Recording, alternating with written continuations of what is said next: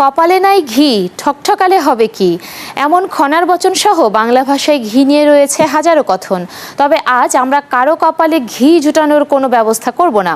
জানাবো ঘি কেন মানুষের জন্য গুরুত্বপূর্ণ। ঘি দুধের প্রক্রিয়াজাত খাদ্য উপাদান। বাঙালির খাবার পাতে উঠেছিল হাজার বছর আগে। পোলাও, বিরিয়ানি, ভর্তায় শুধু নয়, সাদা ভাতের সাথেও ঘি অনেক ভোজন রসিকের কাছে বেশ জনপ্রিয়। গবেষণা বলছে ঘি পুষ্টি উপাদানে ভরপুর, তাই আয়ুর্বেদ শাস্ত্রেও এর ব্যবহার হয় ওষুধ হিসেবে। এতে রয়েছে calorie, protein, carbohydrate, vitamin A, D, E এবং কে।